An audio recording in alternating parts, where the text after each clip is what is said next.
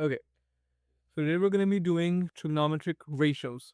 Now, the trigonometric ratios again involves which type of triangle can we use this in.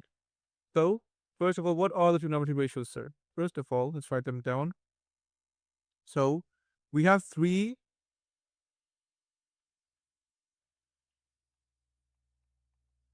trig ratios: sine, cos, and tan. So what do they mean? What is sine, cos, tan? I'll explain that. But first, we have to learn as a where are they used. So first of all, again, these are only used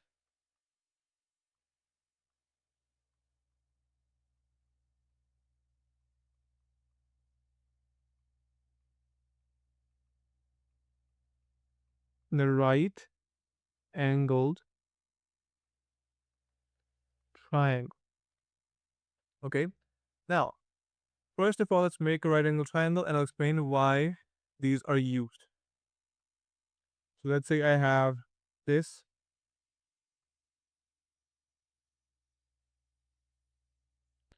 and let's say this angle over here is let's say 38 degrees. 38 degrees. This side is 9, and we need to find this side. Okay, and someone says find x. Now, first you have to learn this. That remember in the last class we learned that we have a base, we have a hypotenuse, and we have a perpendicular in each triangle. Okay, like in a right angle triangle. Now, those same three things, that hypotenuse, that base, and perpendicular, are now used in these three formulas: sine, cos, tan. The formula of sine is sine with theta. Theta means any angle that we're going to take. I'll explain how do we use this. But first, the formula is sine theta. We're going to see sine on our calculator as well, and same with cos and tan. So sine theta is equal to the perpendicular divided by the height. Okay, the hypotenuse. Sorry, the perpendicular divided by the hypotenuse. Then for cos, it is cos theta divided equals to base divided by the hypotenuse. And for tan theta, we have perpendicular divided by the base. These are the three formulas that we have to use. Now, how are they used? Okay, look, in this question, if I want to find x, I cannot use Pythagoras theorem. Why? Because I don't have the other side to use it. Like, remember we said that if you want to find the third side, we can just use a Pythagoras theorem and say a square equals p square plus b square, as we did in the previous class. But in this one, I only have 9. I don't have this side to find this side. So what do I do now? This is where our trigonometric ratios come in. They say, look, we need one angle and one side, and we'll find out the other side that we want to find. Okay? What does that mean? That means in this case, we're going to first identify what our given values are. So this over here is our perpendicular, as we had discussed before, and this over here is our hypotenuse. So we need to, and we also have an angle over here. The theta is 38 degrees. Now we want to see which one of our trigonometric ratios, sine theta, cos theta, or tan theta, again, theta means angle. We also write that down first.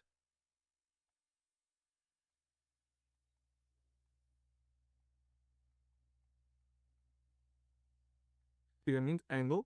Now, we're going to see which one of these three uses a perpendicular, a hypotenuse, and has theta. So all of them have theta, but we're going to see which one has perpendicular and hypotenuse.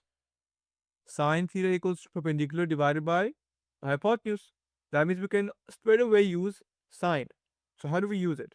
Just we plug in the formula? Yes. So first we write sine of 38 is equal to perpendicular, that is 9, divided by the hypotenuse, that is x.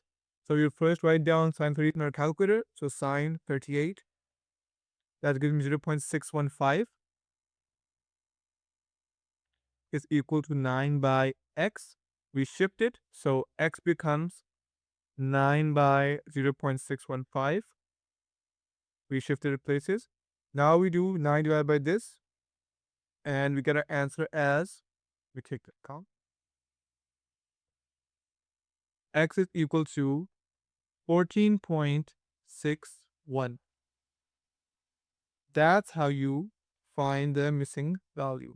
Now just make this one thing clear, that the Pythagoras is used when you have the sides involved. All sides are given. But the trigonometric ratio is used when you don't have all the sides given. Like in this case, you only had the perpendicular and you had to find the height without the base. Okay? And we're later on also going to write down how to distinguish when to use Pythagoras, when to use the trigonometric ratios, when to use other two rules that we're going to learn later on. But for now, just remember that you have to use the trigonometric ratios when you are not given all the sides. Okay? Let's write that down as well.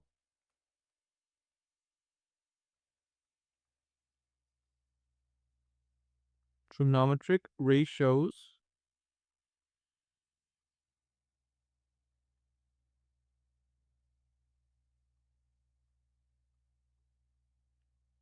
when all sides are not given. Okay. Now, one thing that I had to address, because in the last class I could not address this because it would just make you more confused, that the base and perpendicular can change depending on which angle you're talking about. So what does that mean? I'll explain that. First of all, let's write it down. The base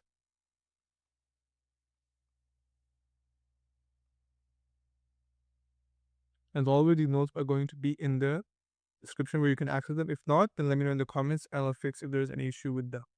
So the base and perpendicular can change their places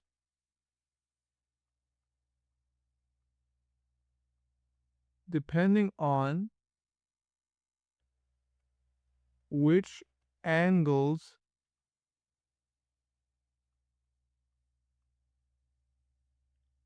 perspective you are talking. I'll explain what this means. Or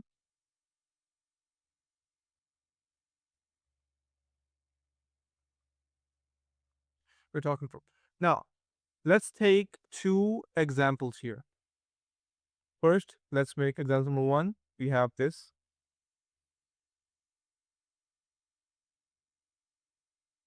Let's make a little line over here. Example number 2.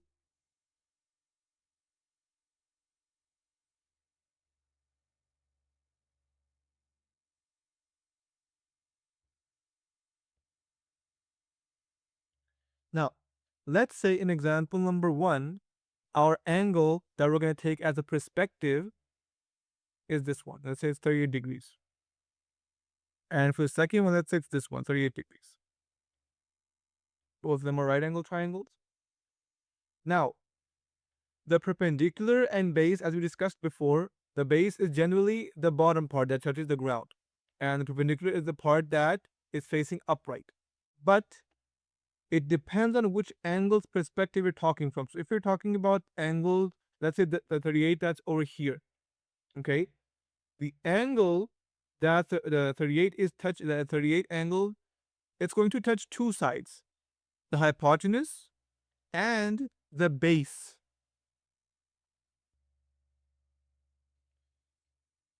So our rule is that we have made the two angles over here. So we have made the two examples. We have 38 degrees here and 38 degrees here. Now, there is this specific rule that the angle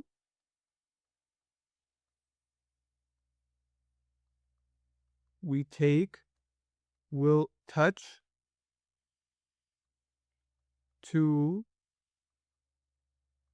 two sides. Okay? The hypotenuse and the base. So if you look at this angle over here, This is touching the hypotenuse, that's this side, and it's touching the base, that's this side. So it depends that what angle we're talking about. So let's say in this case over here, it's touching the hypotenuse and it's touching the base. So in this case, the base is this, and the perpendicular is going to be this. And in this case, the base is this, and the perpendicular is this. So this is the key thing you have to learn. In right angle triangles, all angles other than 90, the 90 degree is an exception. All angles, we only have two other angles, this one and this one. Okay. Now it depends, the base and the perpendicular can change their places depending on which angle you take as a perspective, because the angle that we take will touch two sides, the hypotenuse and the base. So if we take this angle, for example, it's going to touch the hypotenuse and the base. So this is the base for this angle, and this is the base for this angle. So they differ depending on this. Now, why is it Now, why is that so important? Because if we use the trigonometric ratio sine, cos, tan, and they involve the perpendicular and the base, we need to be sure that whichever angle we're taking as a perspective, what's the base and what's the perpendicular for that specific angle. Okay, so to first do some examples of this, we'll do two examples.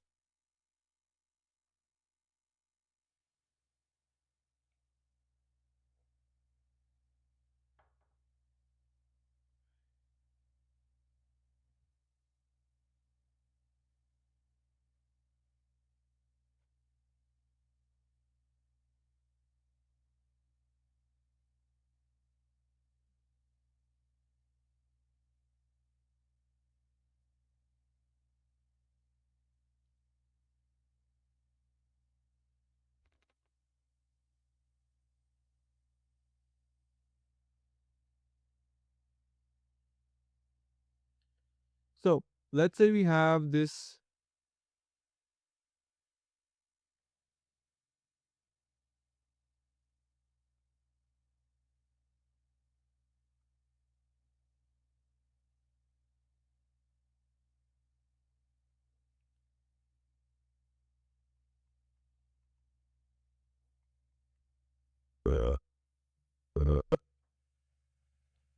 Now, let's say we have this angle over here. Sorry, this triangle over here. Now, they say find x. Now, again, to solve a question like this, we first have to identify what each term represents. So this 9, let's start with this angle. It is our theta. The 9 is going to be our perpendicular because we just discussed that the side that the angle touches, if we're going to take this angle, the side that it touches is the hypotenuse, that's this, and the base that we do not know. So we only have the perpendicular and the hypotenuse. So we need to see which of the trigonometric ratios can we use to solve it. So we need to have the perpendicular and the hypotenuse. That's going to be in sine. So we're going to use sine again. So it's going to be sine of 23 is equal to the perpendicular, that's 9, divided by x. Okay, so now if we first find out sine 23, that's going to be 0.39 equals 9 divided by x. And we switch the places, so x is equal to 9 divided by 0.39, and x becomes, let me just do it quickly, 23.03 as our answer. That's what this is.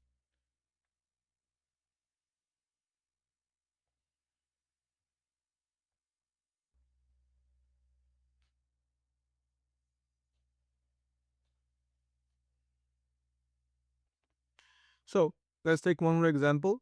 Now in this question, again, we have to identify first what each value represents. So our theta is 31 degrees.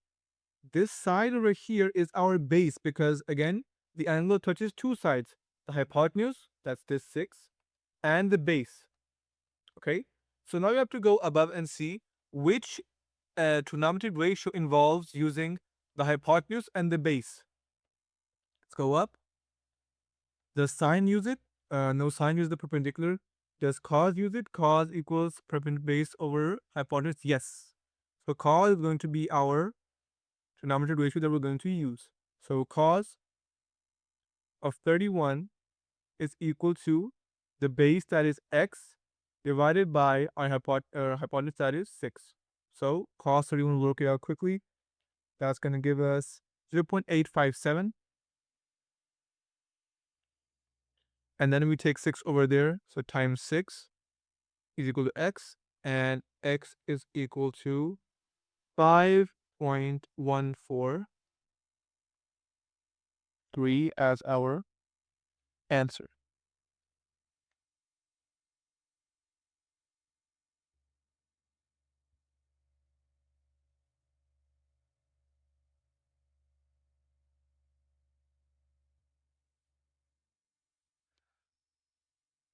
So you can see how important it is to firstly identify which values, like the values that you're using, what do they represent? Because let's say if someone said, let's say in the above example,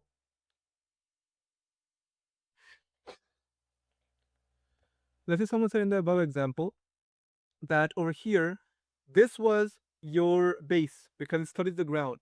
That means you wanted to find that means you were going to use a trigonometric ratio that involved using the base and the hypotenuse. That means you're going to use cos. That means you're going to use a wrong trigonometric ratio to begin with. So that's how important it is to identify which, like what the values that you're using represent. Okay.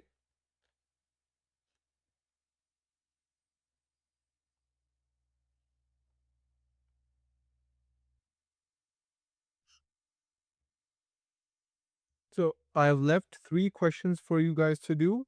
Again, you can do them here and then tell me the answer in the comments, and I'll check them and see if they are right. If not, then I'll explain it, and I'll explain what the actual answer is. As always, a note to the description. If you guys have any questions, let me know. I'll be happy to answer them. That's gonna be it. Bye.